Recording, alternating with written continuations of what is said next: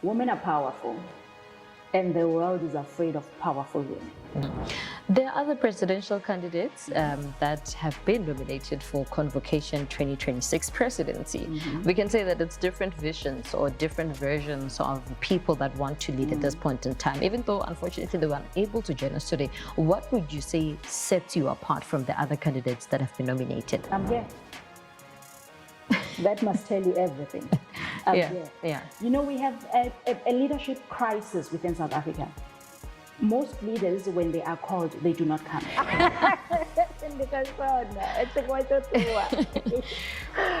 That all the people that are in business with the University of Venda, if I'm in business with the University of Venda, I should be able to adopt one student who I'll sponsor the tuition, I'll sponsor the accommodation, I'll also sponsor their book allowance, as someone who's dealing with the university and getting cash from the university. If you were to sit here in the next 4 years, what would success under your leadership look like?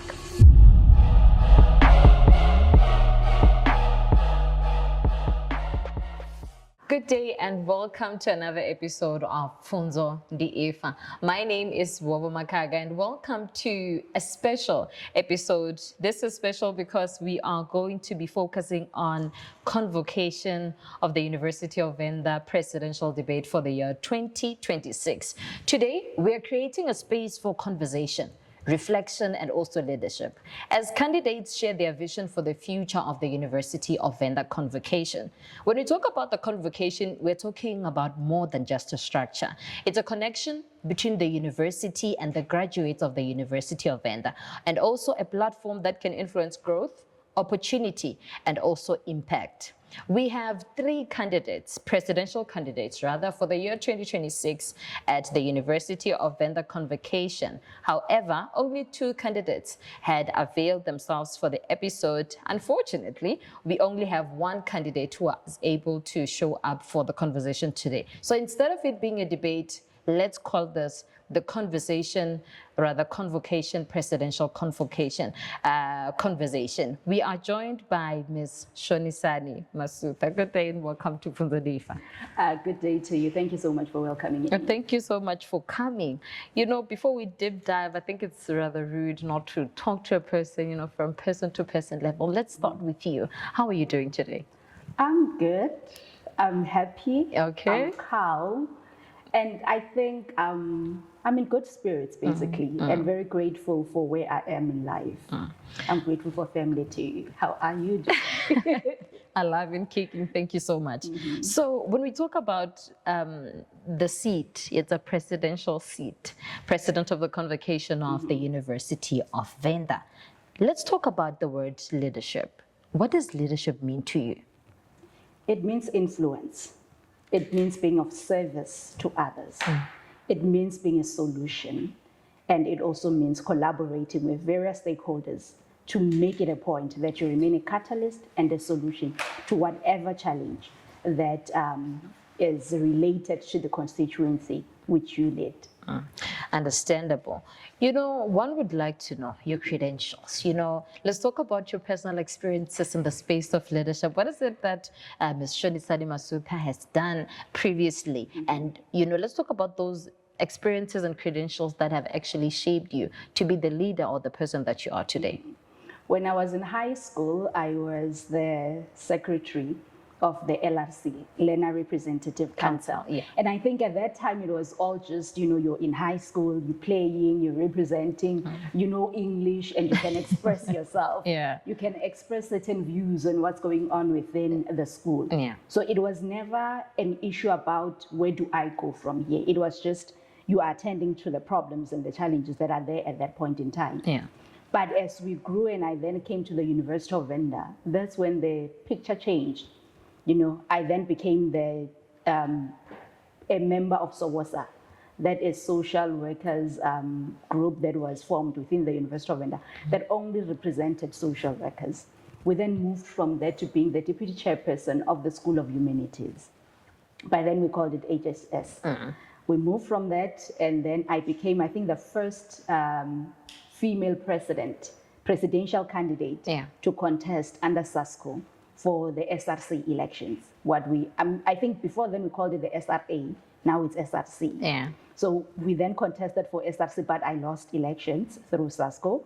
I then became the deputy president of the SRC. From there on, I moved from just university politics into regional politics. I sat as the secretary of the Bembe region under SASCO, moved to being the provincial secretary of SASCO within the Limpopo province. We then moved from the highly political saturated space.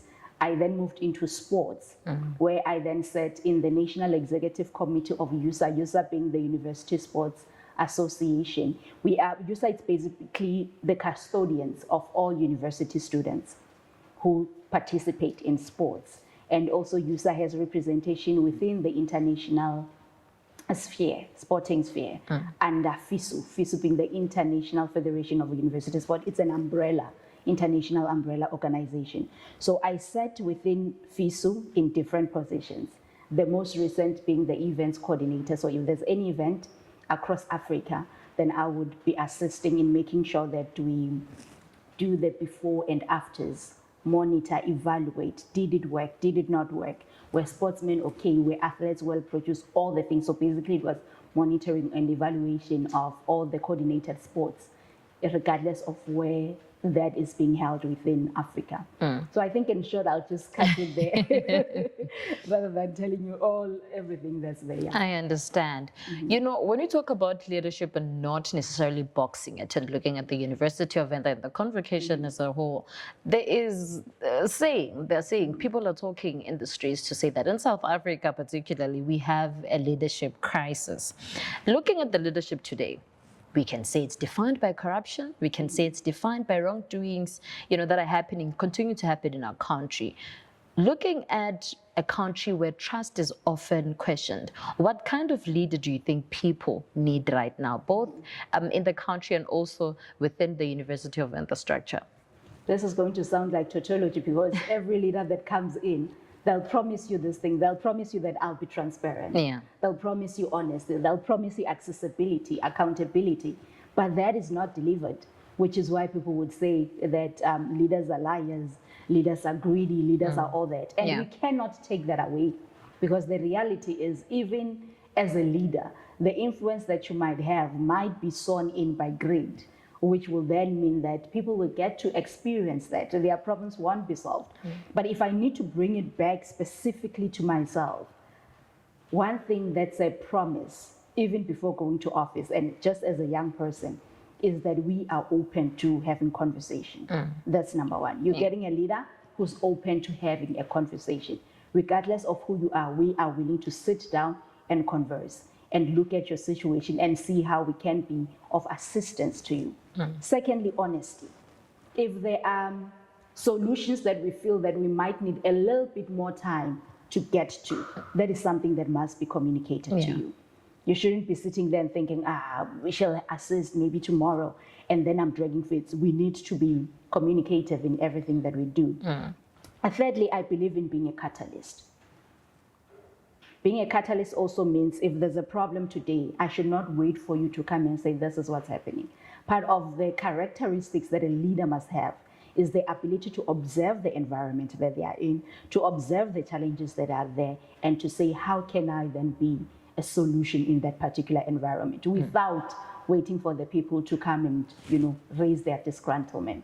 So that's the type of leader that you're getting, someone who's communicative, open, honest, and quite transparent. Let's talk about the convocation of the University of Venda and its alumni. Why is it that alumni connection is important?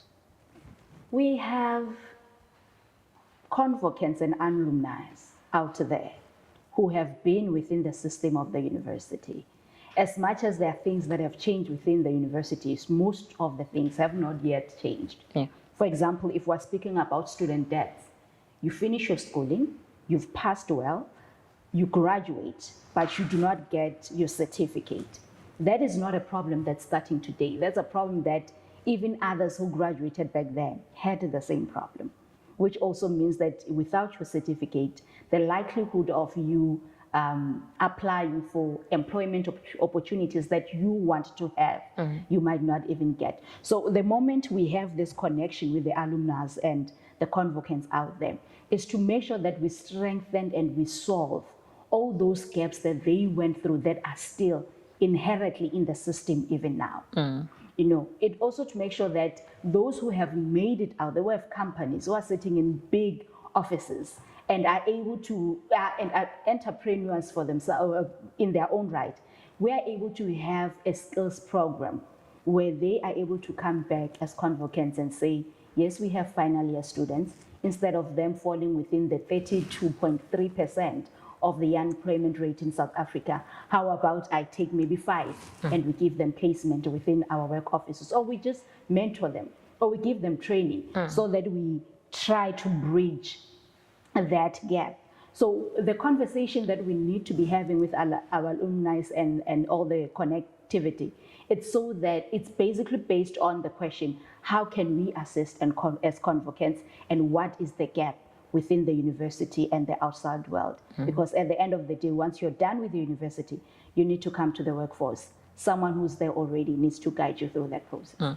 Absolutely understandable. You know, obviously, there are not a lot of graduates that, know of the convocation or are convocants, but rather remain as some alumni of the University of Venda. You know, what is it that you think should be done differently to bring people back into active participation? When you're doing your first year, you need to know what convocation is. And it is solemnly the responsibility of convocation to make sure that there's a program that speaks to first year students. Let's keep first years, for example. When you're doing your final year, it becomes a must that before you even get to graduation, you need to go through various programs that are implemented and initiated by convocation, that tells you what convocation is, that exposes you to what convocation stands for, that also exposes you to the network of convocants that are out there, so that you can then know where do you go for help as a final year student. Now, the thing that has been missed is that debate of what convocation is and the transparency has not entirely been there, which is why today you can speak to any person within campus and majority of them would not even know what convocation is. Most of them will only know now that there's elections where people are saying, please vote for me, because that conscientization that was supposed to happen even before elections did not necessarily happen. Understandable. Let's look into the existing structure of the convocation. You are currently contesting, but then you've also been a convocation member in the previous years. Let's look into leadership in the previous years, ever since the convocation has started. What do you think worked? And at this point in time, what do you think needs to be changed? What worked is the popularization of chapters of convocations. Convocation Executive Committee was able to go out and launch various chapters in various regions. That is something that worked. But what didn't work is whether they were functional or not, the impact that they did. So the reason why in the beginning I spoke of mentorship, of monitoring and evaluation as part of the things that I did for Pfunzo, is because if you do any program, you need to be able to measure its impact. If you don't measure its impact, then it's basically you're just wasting your time. Measure what the impact is on the convocants that are out there. And I think that is something that we could have focused on even more. So what is one thing that you feel the convocation is currently not doing well enough? You talked about impact, you talked about, following through with, if the projects that we are doing are working and so forth. Are there any other areas that you feel like they are underlooked or underdeveloped at this point in time within the convocation structure? I wish that actually the current sitting president was here, because remember, he's the one that's tasked with the responsibility of speaking on behalf of convocation. I will, however, not dismiss that question by hiding through what I just said about the president. I'm just acknowledging it, that on record, he then is the person who rightfully speaks on behalf of convocation. I think from a personal point of view, and not as a member, from a personal point of view, I would say popularizing the various activities of convocation should have been the #1 factor. Fundraising for student debt should have been the number 2 factor. Yeah. Making sure that graduates get their certificate should have been one of them. Accelerating the Grow Your Own Timber project. Grow Your Own Timber simply means if you are the student of the University of Venda and you want employment from the University of Venda, the University of Venda should be able to become receptive towards you.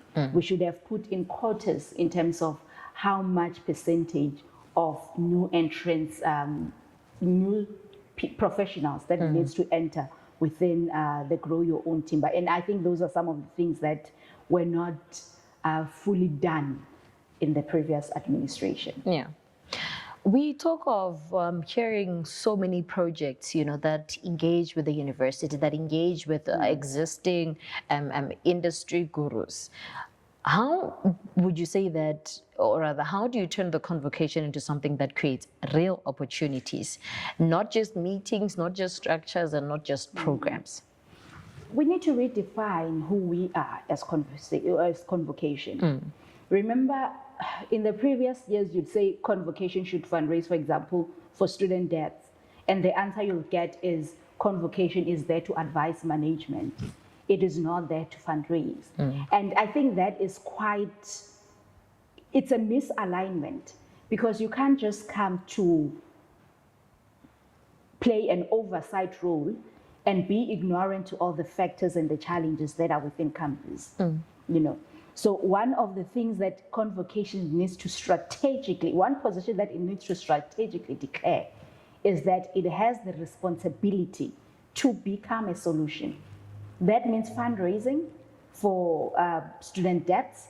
That means bringing in practicals, placements, internships, making sure that there's that database of convocants that are able to assist in these things. Yeah. That is a strategic move that convocation can do. So if we redefine who we are as a body, we are able to also practically become a solution to the problems that are there.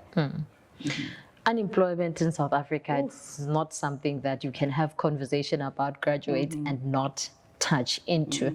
It is a major issue. You're talking about placements and networking. These are really great things that we need to converse and continue to talk about. But what role would you say the convocation should play in helping graduates, specifically in the unemployment crisis that we're in? Not necessarily we see the networking, we see the programs, but what role, exceeding the projects and exceeding the network, do you think the convocation should play in continuing to help the graduates? I'll give you a personal example.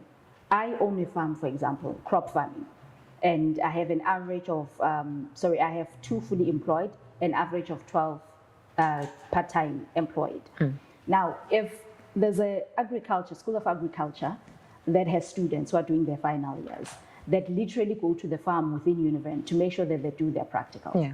If they are doing their final year and we have a memorandum of understanding with the university that says from January, for example, or maybe from March until August, bring in 10 of the students who are doing their final years. Yeah. Let them placed within a field where they are not only learning about crop management, but they're also learning the business behind farming. Yeah. They're also learning how to deal with clients. When you're done with your cabbages, now you need to sell. How do you negotiate? How do you bring in contracts? How do you make sure that big institutions such as Checkers, without having to to advertise it, Yeah. okay, big institutions Yeah. comes in, then they buy from your farm. You equip them with such information, with such experiences on the job, Yeah. not just in theory. Once they return to school, there is still a gap in terms of employees. Sure. It becomes very much easier to then say, I have worked with person 1, 2, 3, and 4. I feel that there's an opening now. They can then come back and be hired for this. Once you are able to place students through their practicals, through mentorship, with farmers, with employers, with different entities, you're able to literally deal with the workforce gap that's there once graduation is done and now a person is to work. Yeah. And that is something that convocation did not take an active role in making sure that those types of memorandums are there in place. We even have convocants that we know of that owns tax companies. They have employees within those tech companies. They literally get funded by the government to run mentorship programs. Yeah. So if I am a convocant of the University of Venda, I have such a tech company that is working and is feasible, and I am being funded by the government or other private sectors. I'm able to come back and say, we need 50 members that will be able to come and be mentored in this program, that will be placed on jobs for a particular period of time. Can't we then have that from the management students that are within the University of Venda? Nothing stops us from that. But that is an engagement that Convocation must lead by virtue of us as convocants being out there in the workforce, being able to know the opportunities. We need to bring those opportunities back to the University of Venda. Yeah. Let's talk about you. As a presidential candidate. You've done this before, you've been a presidential candidate before, and you're a presidential candidate at this point in time. What would you say this year, you being a presidential candidate for Convocation 2026, is the right time? What would you say makes this the right time for you to step into this role? Women are powerful, and the world is afraid of powerful women. The world is afraid of women who challenges the status quo. We are not currently in the apartheid areas where the struggle is different. The struggle now is about finding your voice, standing for what you believe, and inspiring the generation that's coming. One of my biggest issues when I was a little younger was that I at least need to have 10 girls that would look up to me and said, I was mentored by Shoni, for example. And I think that is what makes this time most relevant for me to stand as presidential candidate, because it comes in as a time where I am empowered to empower others. I have the information and I have the will to can be able to stand. But most importantly, I have the passion to inspire others who feel that their voice does not matter.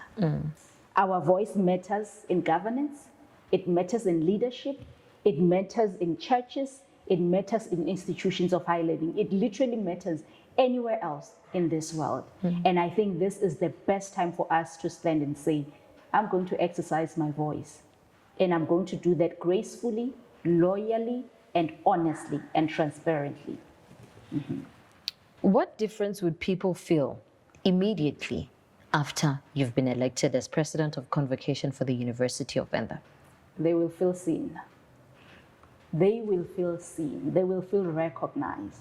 They will feel that even a hello is very much respected and reciprocated. They will feel that there's access that's being given to them, because it hurts so much to elect someone. You go to their office, you can't even have that door opened just for a conversation. So those are the basic things that we need to start with to redefine what leadership is. There are students that would be disgruntled but will never bother going to offices of lecturers to say, I have a problem, because they do not feel seen. They do not feel like this is the person that I can confront or go to or access. And that should never be an impediment. So they will feel seen. That is the first thing that they will get when we get to office. One of the duties of Convocation Executive is to assist in the university in the issue of resource mobilization. We see the vision. You're talking about the issue of student debts, the issue of students getting their certificates immediately after they graduate. Yes, we have seen in previous years, you guys do go out there and find people that are going to give money, that are going to assist. How are you planning to enhance on this more? You know, we see the vision, yes, but, you know, do you have any plan at this point in time that you think is going to assist fully with the issue of student debt? Actually, we have a 10-point plan. We call it our 10 commandments. Two of those commandments speaks specifically on resource mobilization. One is specifically targeting student debt. The other one is targeting institutional advancement, that we close the gap on the development of the University of Venda through resource mobilization.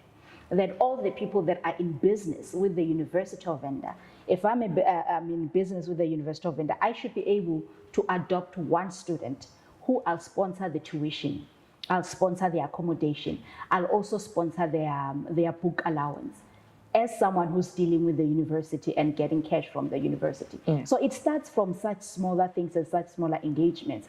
But that, yes, we do have a resource mobilization plan in place, but who are the stakeholders that we actually want to get? The reason why we've been fundraising and you have not seen much impact is because we focused on fundraising outside, but we didn't start from inside as well. Universities are a public institution, a public entity. They are also internationally recognized, meaning that their stakeholders stretches far beyond just this province, just beyond Vhembe. And if we are able to get to those people through their businesses that they have with the university, then that will be done. So that resource mobilization out of the 10-point plan, we are going to put it down in writing and make it a point that we literally have step-to-step guide on how we get those resources robustly within the University of Venda. We see the vision of student debt. We see the vision of, not only allowing students to leave the University of Venda with theoretical knowledge, but also the importance of merging in the gap and bringing in practical assistance. What project, as a presidential candidate, are you looking to champion in the next 5 years that you're saying, listen, I see a gap here, not necessarily with the projects that currently exist or the things that are currently being done by Convocation, but something different that I plan to champion and that I plan to bring about change with? Okay, let's speak on the adopt a student, for example. Let's go back to that one. Sure. You are in your first year. You're within the engineering. No, we don't have engineering. You're within the mathematics sector, for example, maths and science. Sure. And you are destined to be within the university system for 4 years. You come from a disadvantaged family or the missing middle, where maybe your parent is a teacher, but according to South Africa, there's a missing middle, so she can't really pull up the bill for your university fee, studies. Sure. So we have, let's create a company, Masutha, that's my surname, Masutha Construction, that's erecting solar panels for the university. We have a memorandum from the very start when we come into agreements with the university, that memorandum will specifically specify that there is an adopt a student project that I need to sign in as the director, and that there will be that one student that I pick, and I will pick those students based on the field that I'm in. If I'm within the solar panel erecting, constructing business, then it means that whoever I'm picking is someone that is also within that particular field. Once I sponsor them for that particular 4 years and I'm done with them, I also have the opportunity to bring in mentorship and training towards them. I also have the opportunity to make sure that if I'm not the one granting them employment, then there are others that I know within the field that I work with. I'm able to pass those opportunities to them. And I think that's the biggest things, because there are certain things that we want to deal with specifically. Unemployment being one is, student debt being the other, training and placements being the other. So the adopt a student becomes the best strategy or the best project to deal with the three things that are in our manifesto with just one project. So I think I'd always pick adopt a student as a number one project that can be able to address several of the 10-point commandments that we have. There are other presidential candidates that have been nominated for Convocation 2026 presidency.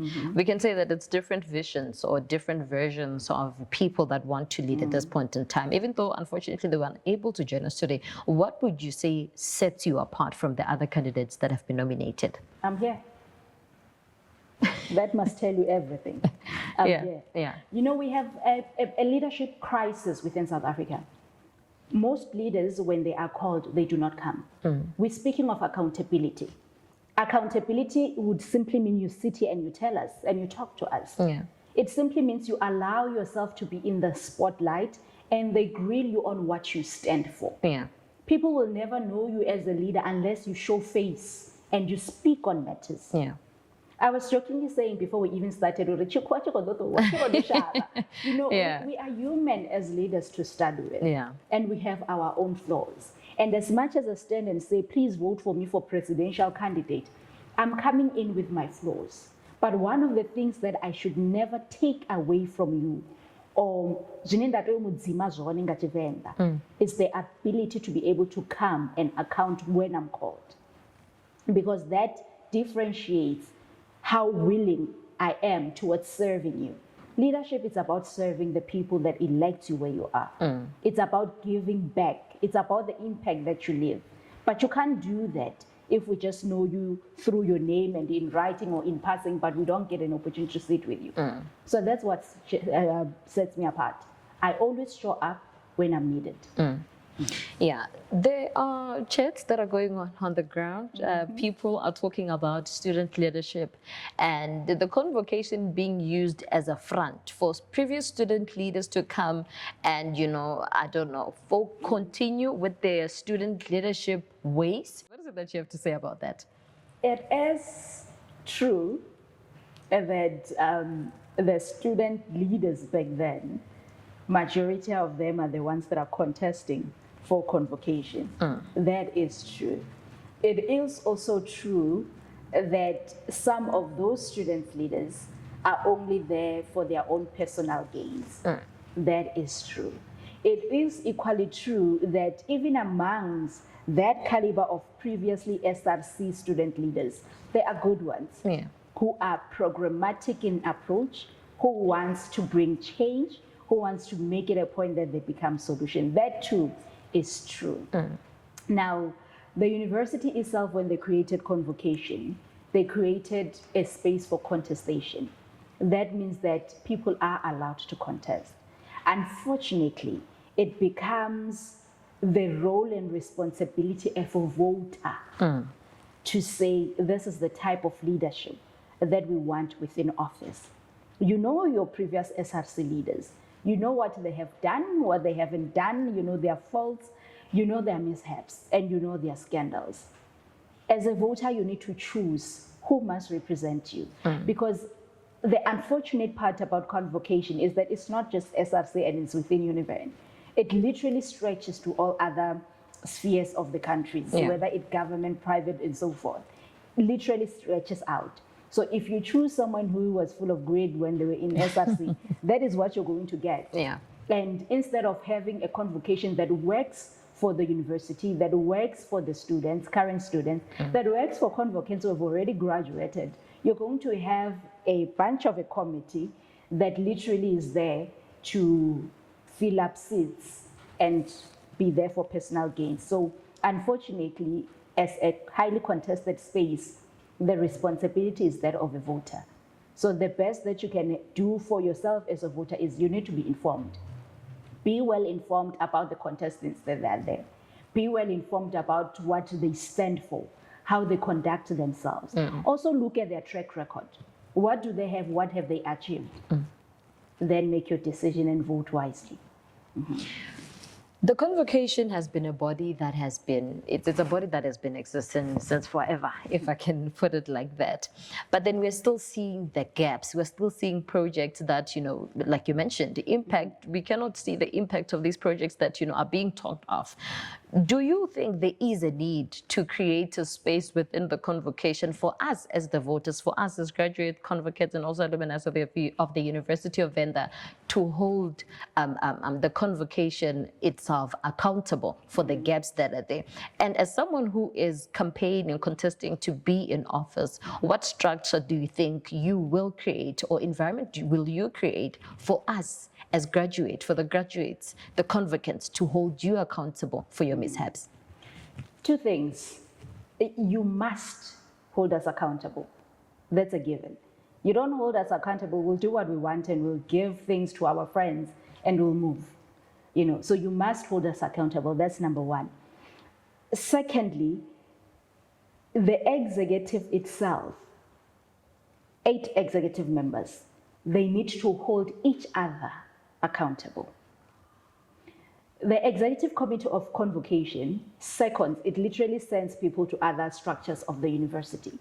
Those who are sent to represent the university in those structures needs to be held accountable by the same members of convocation.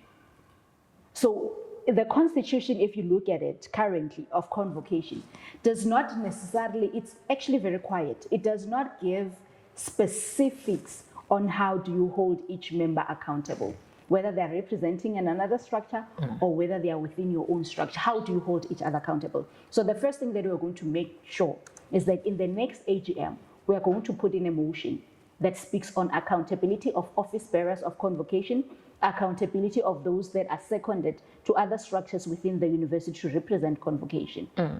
Thirdly, the reason why we need a database that is always up to date of convocants and alumnus of the University of Venda is so that we are able to create a website which is interactive, which is always up to date.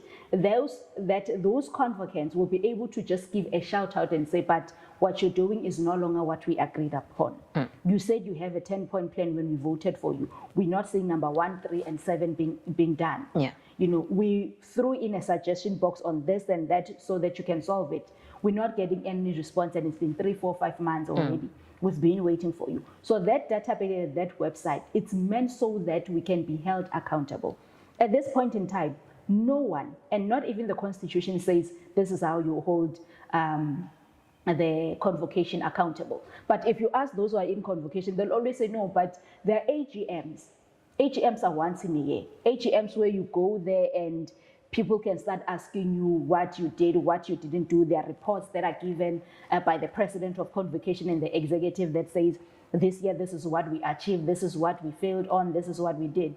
But remember, when people go to AGM, a good example being this current AGM, you go there being politically influenced. You are my friend, I influence you politically that this is what you're going to run with. This is the propaganda that you're going to spread. So it does not necessarily create a space where there's accountability. And that is something that we are going to solve as well. Yeah. We have seen the gaps, even in the documents of the university that needs to govern us as Convocation, and we need to deal with those. Absolutely understandable. Talking about executive members, we cannot just expect you as the president, to run the ship alone. Let's talk about executive members within the different structures that have already existed within the Convocation. Do you think there is a need for operational change, maybe with regards to conduct and also the role that these executive members play? Because most of the time, it seems we talk more about the presidential candidate or the president of the Convocation themselves, but we don't focus on the other executive members that also, I believe, do contribute to the structure and how the Convocation itself runs. We totally do need a change to the status quo. We definitely do. See, Convocation might be comprised, okay, now it's going to comprise of 8 because there's disability that is added, disability representation that is added within it. At first, it was just 7 members. The president is the most talked about because he literally presides over all meetings and he gives directives. And when it comes to the public eye, he's the one that speaks on behalf of Convocation per the constitution of Convocation. So that is why you'd find that the president is the one that's most talked about. But decisions that are taken within Convocation are taken by that 7-8 people majority. Programs that are adopted by that 7-8 majority. So everyone that is within Convocation must be there to serve a purpose. Gone are the times where we'll just want to fill up with the numbers of people that are within a structure, because at the end of the day, you must have someone who knows legalities. If, for example, there's an issue that, we were striking at one point as the students of the University of Venda. There were those who went to jail. There are those who had, destroyed properties. There are those who were beaten, let's say maybe by police or by securities, all those things. That is a legal matter, it's a law matter. You need to have a member within Convocation that's able to advise the rest of us who did not do law, that this is what the law says about public institution, about the university. You need to have someone who's well-versed in governance within an institution. That says, as a University of Venda, the priority is to protect your students, to speak on behalf of your students. You need to have mechanisms in place at the main entrance that no one else from outside can enter the university without safety measures being put in place. So you look at all the 7 or 8 positions. of those people who are within Convocation as task-oriented rather than just filling absence. So yes, I agree with you. There needs to be a status quo, and we put people that are capable.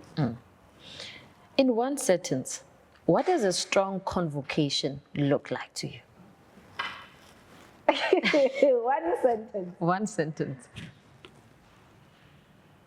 A leadership that is accountable, transparent, and always in tune with the challenges that are there of its constituency. I'd like you to elaborate on that.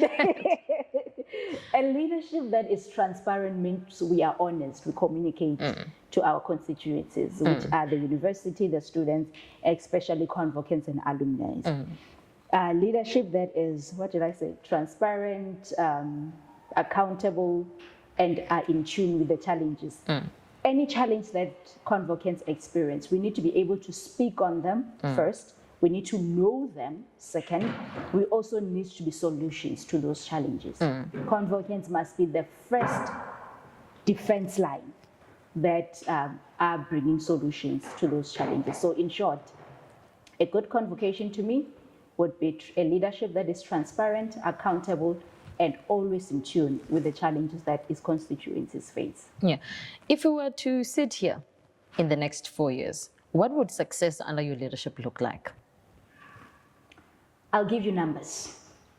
You know, when I was manager, my senior manager used to say, my immediate supervisor used to say to me, it is not done unless it's documented. So, numbers. In the next 4 to 5 years, I should be able to give you the total number of students, final years, who were mentored. Total number of students, final years, who were put in placements. Total number of students of final years, postgraduates even, who got funding. Total amount that was raised and seconded to student debt. So that would also mean vis-a-vis the total amount of debts that we have and the gap now. How much are we owing, or what aren't we owing anymore? It should be based on numbers. The other would be the total number of schools, community leaders, stakeholders out there that are now in partnership with the university for the greater good of convocants. The total number of money raised by convocants. The other one, which is not number-based, would be the website of convocants, which is always kept up to date. Is it functional? Is it not functional? How well did it do? What did it achieve? When it comes to the chapters that I spoke about, that we have representation in different places, convocation chapters, I should be able to tell you that, no, we've launched a number of them, maybe 10 of them, for example. How many out of the 10 are efficient? How many are out of the 10? What is their impact? All those things are based on numbers. So literally, I'll just be giving you a report on monitoring. We've monitored our success, we've monitored our failures. This is where we are compared to 2026 when we came asking for votes. I'd like you to give me a closing statement. Our conversation will have to end here. As your closing statement, you have a minute. I can throw in another. Let me give you 2 minutes. Yes. Why should members of Convocation vote for Ms. Shonisani Masutha? 2 minutes. Yes. Ndiko short. Ndiko short.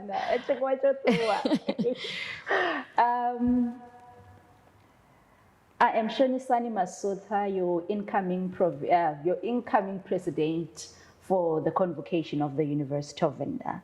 And you should vote for us because we believe in transparency, we believe in monitoring impact, we believe in the challenges that the University of Venda have, and we believe that we are tasked with the responsibility of being a solution to all those challenges.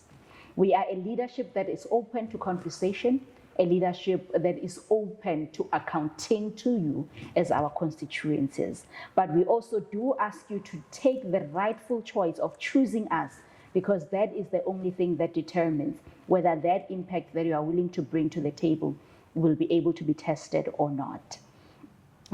We also understand that this is such a crucial time where contestation takes place. And within contestation, there'll be those that will scare you, there'll be those that will threaten you, there'll be those that will come after your livelihood. And we are saying the one thing that no man should ever take from you, that no lady should ever take from you, is the power of your voice. So use that voice to choose us so that we can in return become your solution within the University of Venda and outside in the world and the country. Thank you.